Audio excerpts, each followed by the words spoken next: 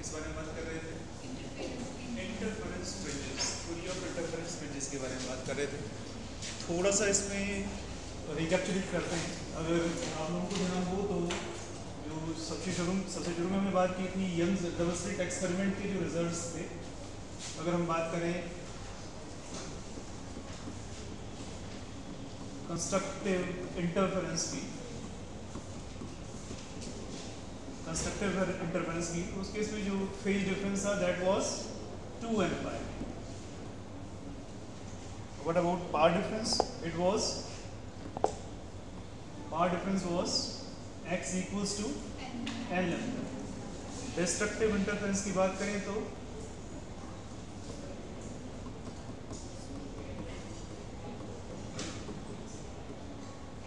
destructive interference, in this case phase difference was 2n plus 1 5. Power difference was 2n plus 1 lambda by 2. ये तो results थे, किसके थे? Young's double slit experiment, है ना? ठीक है। और उसके बाद हमने थ्योरी ऑफ फ्रिंजेस की बात की थी, और थ्योरी ऑफ फ्रिंजेस की जब बात की थी, मेरी बात सुनाई दे रही है ना बच्चों? थ्योरी ऑफ फ्रिंजेस की बात जब हमने की थी तो थ्योरी ऑफ फ्रिंजेस के जो रिजल्ट्स थे वो कुछ इस तरह से थे। सबसे पहले तो जो पाथ डिफरेंस था,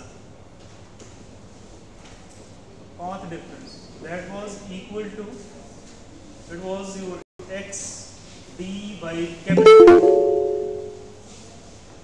it was x d by capital D.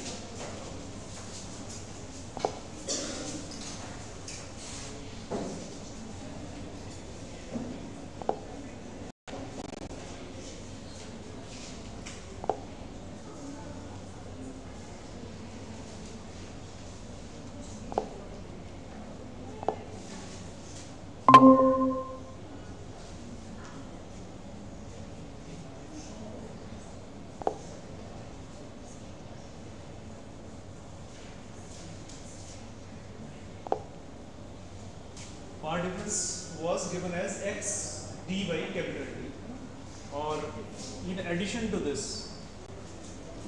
Theory of fringes में ही हमने देखा था कि जो फ्रिंज विड्थ है, fringe width that is given by beta equals to lambda d over small d. ये तो हम डिस्कस कर चुके हैं, हल्का सा रिकैप्चुलेट कर रहा हूँ चीज़ों को। अगर आप ध्यान से देखें यहाँ पे तो फ्रिंज विड्थ को हमने डिस्कस कर लिया था, बीटा हमने डिस्कस कर लिया था। In addition to this sustained interference की भी हमने बात की थी। सस्टेन्ड इंटरफेरेंस किसे कहते हैं, ठीक है? और इसके बाद हमने बात की थी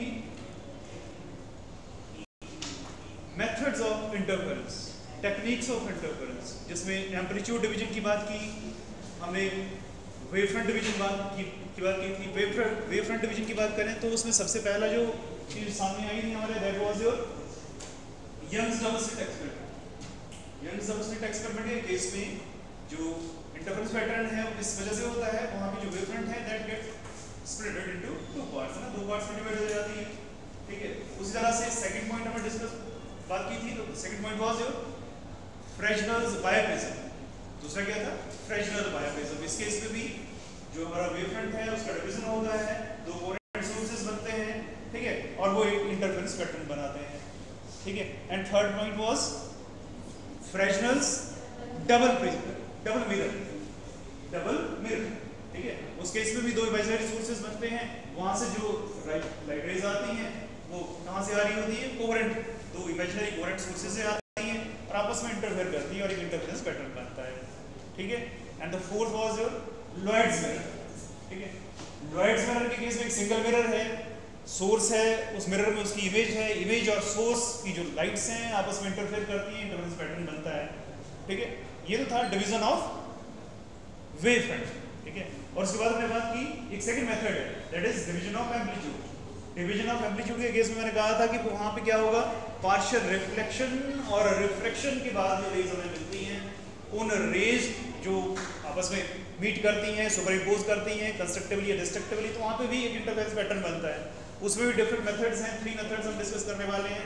एक तो कौन सा है, कलर्ड थिन फिल्म्स का, second one is your Newton rings, and third one is your Michelson interferometer. ठीक है, ये सारे के सारे मेथड्स हम पढ़ने वाले हैं, इन सभी को डिस्कस करने वाले हैं, है ना। यंग्स डबल स्लिट एक्सपेरिमेंट हमने कर लिया है, उसके रिजल्ट्स हमारे सामने हैं। ठीक है, अब इसके बाद जो बात कर रहे हैं वो बात करेंगे फ्रेस्नेल्स बायप्रिज्म की। आज का जो टॉपिक है वो कौन सा है? फ्रेस्नेल्स बायप्रिज्म।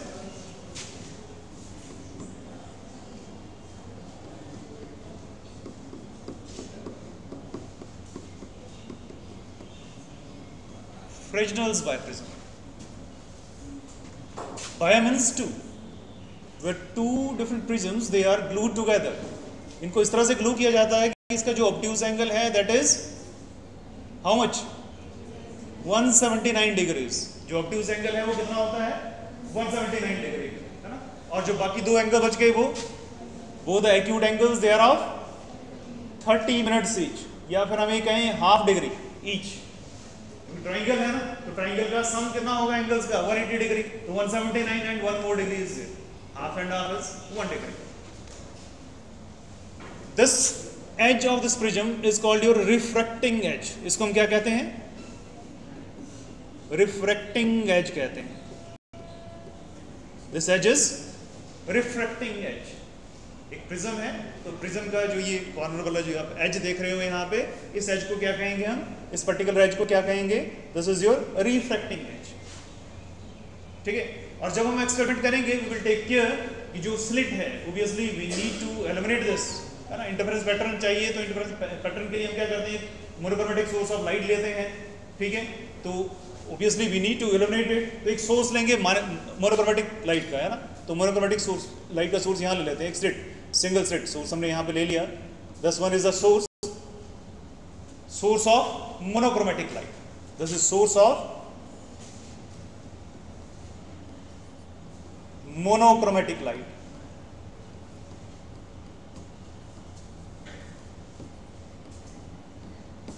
Source of monochromatic light.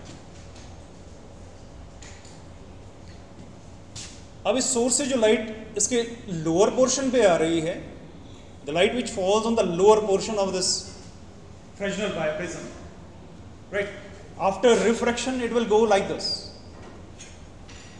ये सामने अगर हम स्क्रीन रखते हैं तो स्क्रीन के ऊपर कुछ इस तरह से somewhere here, let this be particular point F, कहीं यहाँ पहुँच रही है। उसी तरह से the portion of light which falls on the upper portion of the Fresnel bioprism, upper portion की बात करें तो यहाँ पे अगर कहीं फॉल कर रही है, that after refraction it will go like this.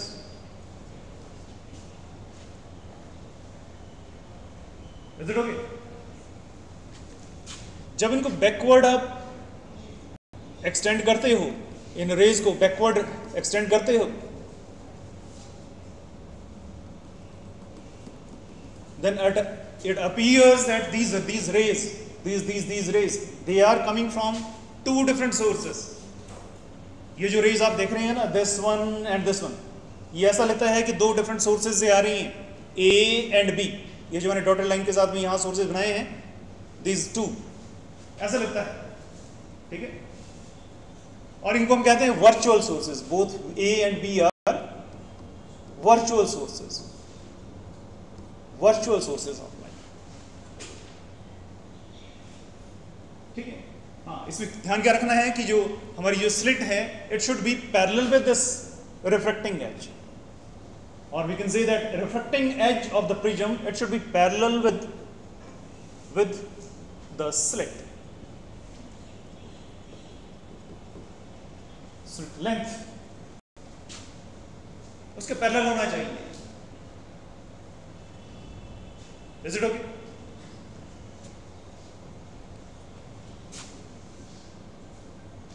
If I see some ray go like this, it will obviously after refraction it will go like this. अगर यहाँ से कोई रे एंटर कर रही है इस एज पे, तो it will go like this after refraction. So we will get this interference pattern between E and F only. इस रीजन में ही interference pattern मिलने वाला है हमें। In this region between E and F we will get interference pattern.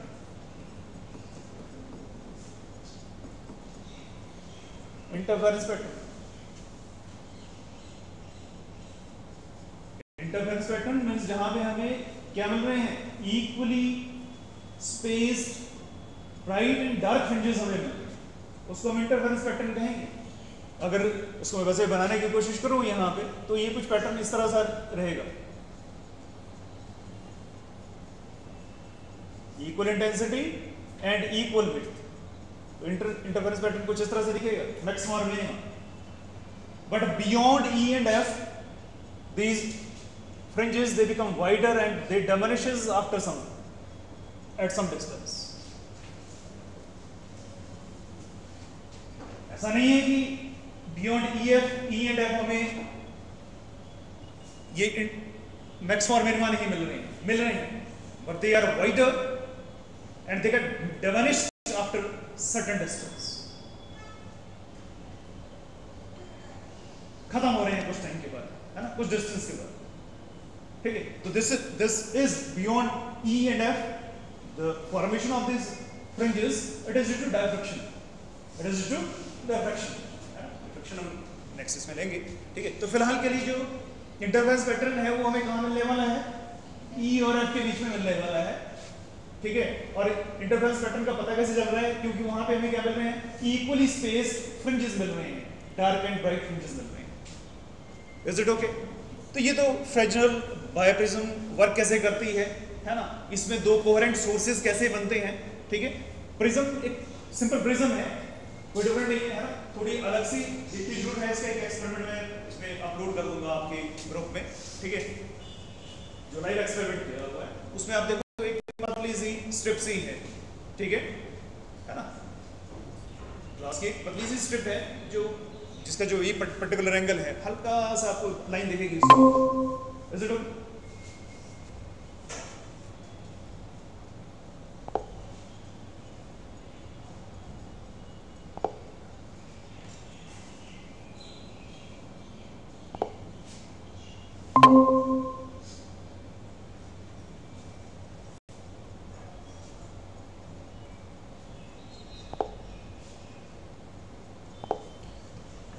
ठीक है।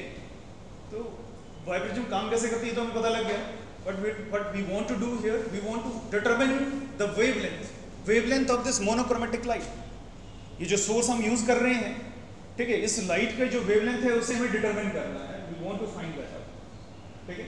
उसके लिए जो पर्टिकुलर फॉर्मूला है जो हम यूज करने वाले हैं, that is this one.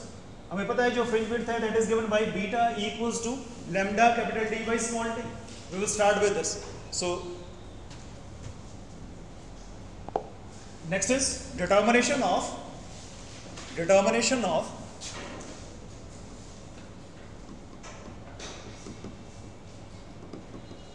wavelength lambda of monochromatic source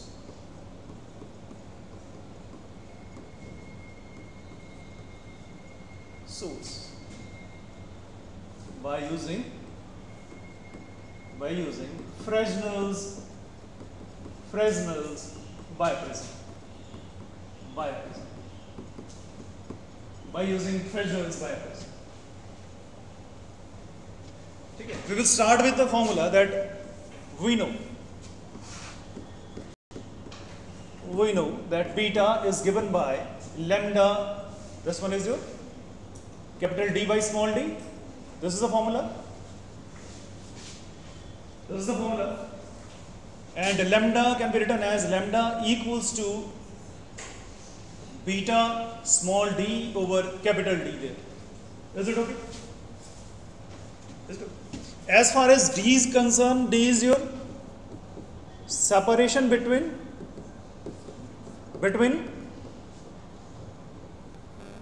source and the screen.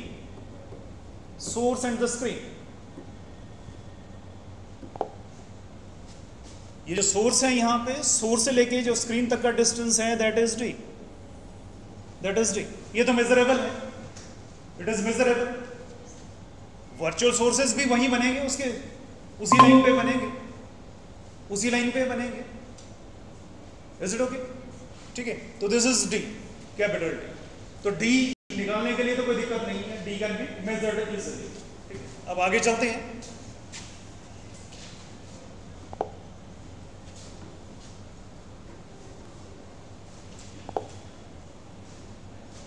Next thing is to find out this fringe width beta and there's a separation between virtual sources small t. ये दो काम हमें करने हैं, ठीक है. Fringe width किस तरह से फाइंड आउट करेंगे? In order to find out this, in order to determine beta, in order to find beta, what will we do? We will replace the screen with micrometer eyepiece. जो screen है उसको हम अब क्या कर देंगे? Replace कर देंगे, वहां से किसके साथ कर देंगे? Instead of using a screen, we will be using a micrometer eyepiece. So replace screen with, in order to find beta, replace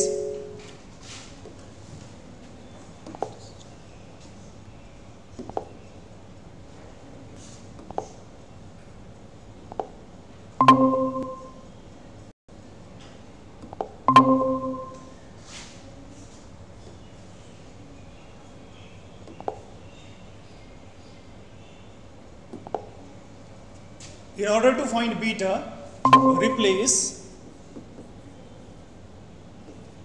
screen with micrometer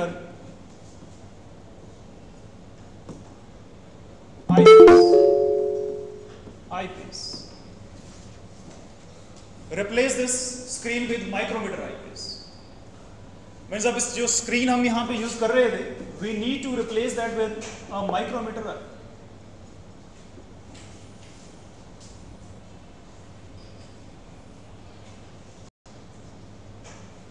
micrometer eyepiece.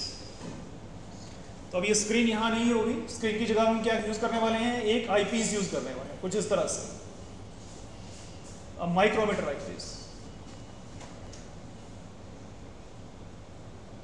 Fringes they are not visible with our naked eyes. अगर इन fringes को हमें देखना है तो we need to use a micrometer. और ये micrometer कुछ इस तरह से है that we can actually move it at right angle to the length of optical bench. Actual में ये जो सारा सेटअप है इसको हम एक ऑप्टिकल बेंच के ऊपर रखते हैं, ठीक है. आप लैब में जाएंगे तो वहाँ पे देखेंगे कि वहाँ पे एक ऑप्टिकल बेंच है, उसके ऊपर हम जो है इनको एक एक करके रखते हैं. स्टार्टिंग विद योर सोर्स, उसके बाद आपका फ्रेशनल डायाप्रिज्म होगा and there after there is a screen और अ माइक्रोमीटर. दोनों से कोई एक चीज है. तो ये माइक्रोमीटर जो है कहाँ पे है? It is on the optical bench, right? And it can be moved at right angle to the length of your optical bench. जब आपका ऑप्टिकल बेंच है उसके राइट एंगल पे हम इसको मूव कर सकते हैं. अगर बेंच इस तरह से है, ठीक है, आपकी जो फ्रिंजेस हैं वो सामने से बन रहे हैं ना, और ये फ्रिंजेस एक्चुअली इस तरह से नहीं दिखेंगे जैसे मैंने बनाए हैं यहाँ पर. ये जो फ्रिंजेस हैं ये इस तरह से नहीं दिखने वाले हैं जैसे यहाँ पे बनाए हैं ना.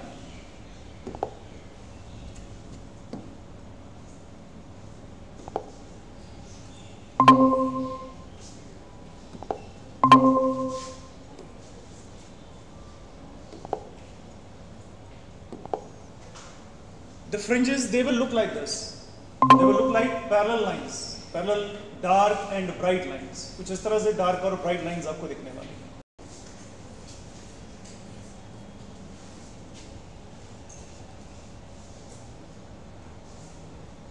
ठीक है. ये मैक्सिमा और मिनिमा जो हम बनाते हैं ना कर्व फॉर्म में, ये ऐसे नहीं दिखते हैं. They actually look like dark and bright lines. और माइक्रोमीटर जब भी आप देखोगे तो माइक्रोस्कोप कभी आपने अगर यूज किया हो तो उसमें माइक्रोस्कोप में आप देखोगे कुछ इस तरह से क्रॉस बना होता है यार, जिसे हम क्रॉस वायर कहते हैं. We need to put this cross wire at some of the fringe. किसी एक पर्टिकुलर फ्रिंज के ऊपर आपको इसको क्रॉस वायर को इस तरह से रखना है. You need to move that micrometer at right angle to the length of the optical bench. While you move it you need to count the fringes.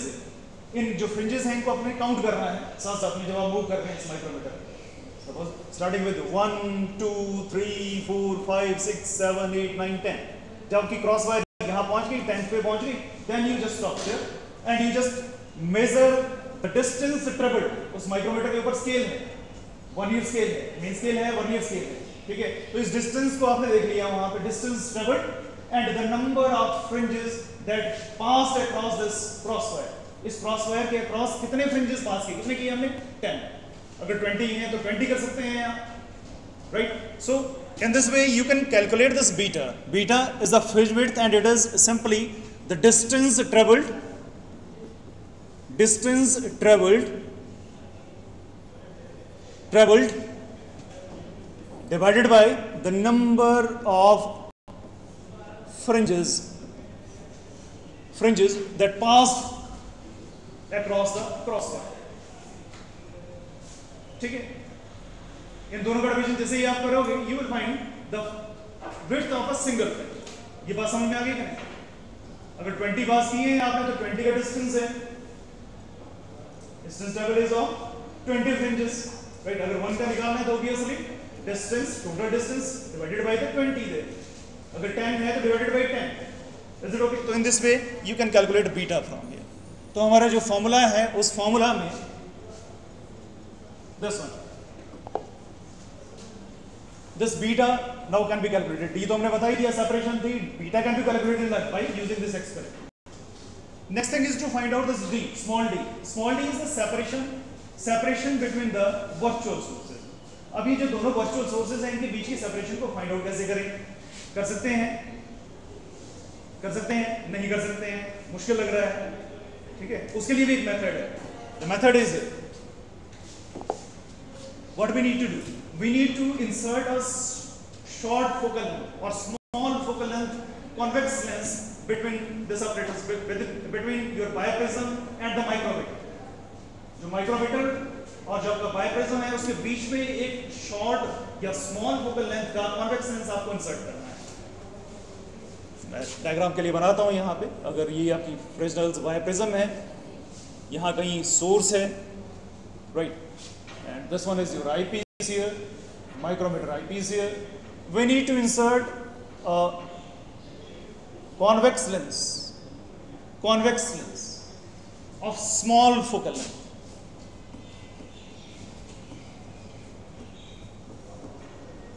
Small focal length. उसकी length क्या होनी चाहिए? स्मॉल होनी चाहिए, ठीक है. Large focal length का लेंगे एक्चुअल में this distance between the bioprism and this micrometer, it should be approximately 4 times the focal length, ठीक है. तो अगर आप 5 का लेते हैं तो it should be 20, अगर 10 लेते हैं तो it should be 40. इन दोनों का जो डिस्टेंस हमें जो है उस तरह से रखना पड़ेगा, अदरवाइज जो रिजल्ट्स हैं वो मैच नहीं करेंगे, ले नहीं पाएंगे. Is it okay? ठीक है. तो इसमें step 1, place the convex lens close to the bioprism.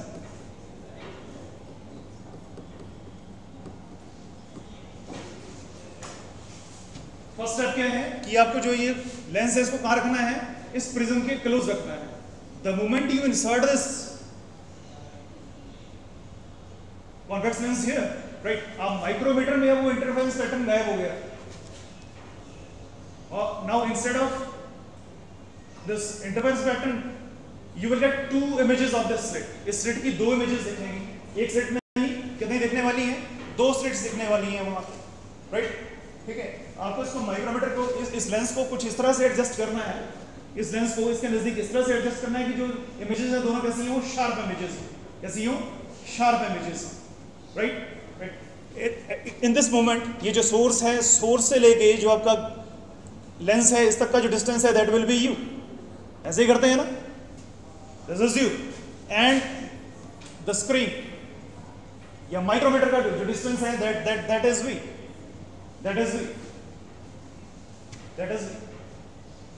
ठीक है. अब यहाँ पे जो 2 शार्प इमेजेस आपको दिख रही हैं सामने जो 2 शार्प इमेजेस आपको दिख रही है instead of the pattern there, है ना. या तो ये इंटरफेरेंस पैटर्न इस तरह से दिखता है आपको, तो ये पैटर्न ऐसा नहीं दिख रहा है, ऐसी शार्प लाइंस नहीं दिख रही है.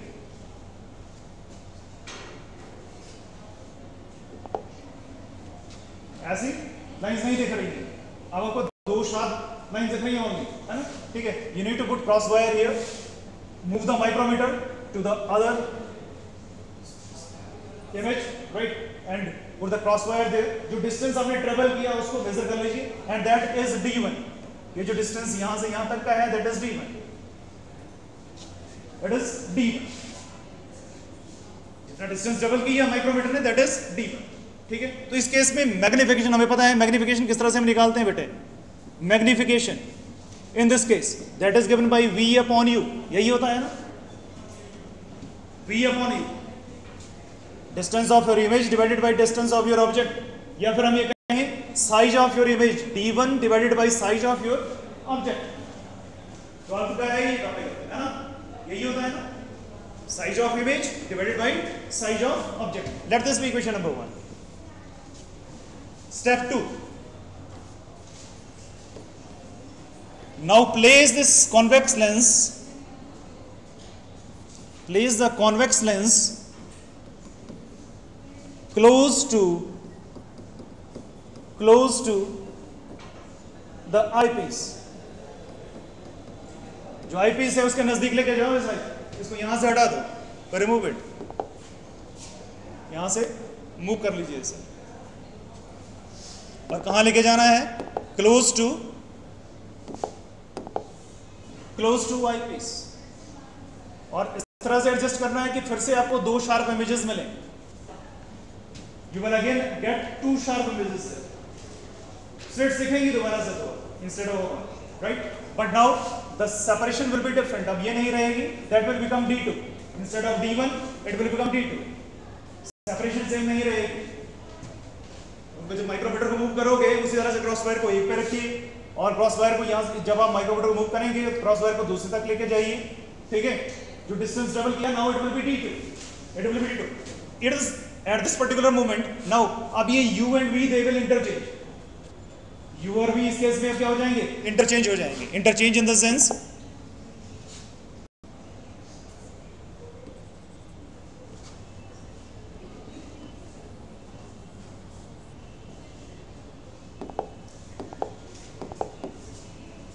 now the distance this, it will become v and this one become u। जो पहले इमेज थी वो ऑब्जेक्ट बन जाएगा, जो ऑब्जेक्ट था वो इमेज बन जाएगा। now in this case magnification is given by us, magnification in this case is given as again v upon u। क्या दिक्कत है, वही होता है ना, v upon u। now size of image is now d, यही है ना, जो वर्चुअल सोर्सेज थे हमारे, उन वर्चुअल सोर्सेज के बीच का डिस्टेंस है भैया d, इसमें घबराना नहीं है, पहले ही बता दिया है ना, वर्चुअल सोर्सेज के बीच का distance. So d divided by d2, now d1 नहीं, अब क्या है d2, ठीक है।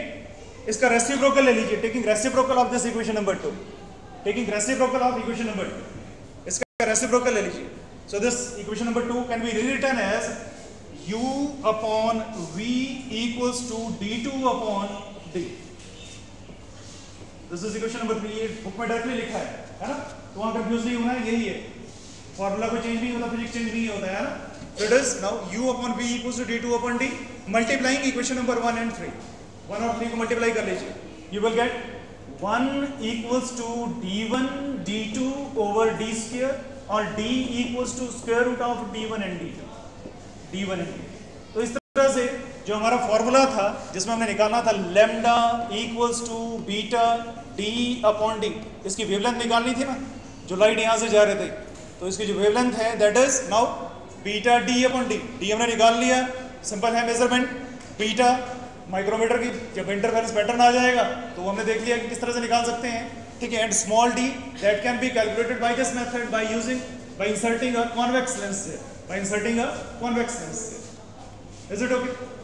ये क्लियर है?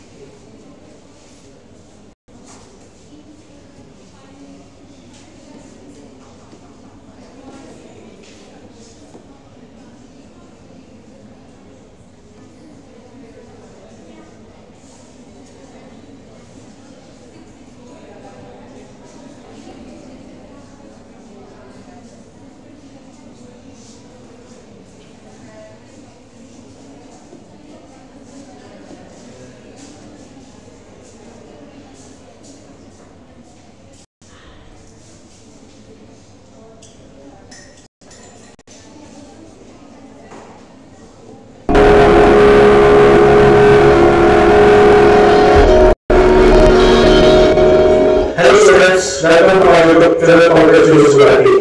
सो इस इंटरफेस सबसे पहले स्टडी किया था थॉमस यंग ने, फेमस डबल स्लिट एक्सपेरिमेंट। चलिए मैं इसका लिंक आप लोगों को जो है ना वो व्हाट्सएप ग्रुप में डाल दूंगा। एक एक्सपेरिमेंट मैंने इसमें निकाला है जिसमें आपको जो फ्रेक्शनल बायोप्रिज्म है वो भी दिख जाएगी कैसी होती है, और इस अरेंजमेंट को कैसे करते हैं, जो कॉन्वेक्स लेंस है उसको किस तरह से मूव करते हैं, और ये D1 और D2 की वैल्यू कैसे निकालते हैं, और ये जो फ्रिंजेस हैं एक्चुअली में दिखते कैसे हैं, ठीक है, उस एक्सपेरिमेंट में किया है और हम लैब में भी करके देखेंगे इससे, ठीक है। Okay, thank you.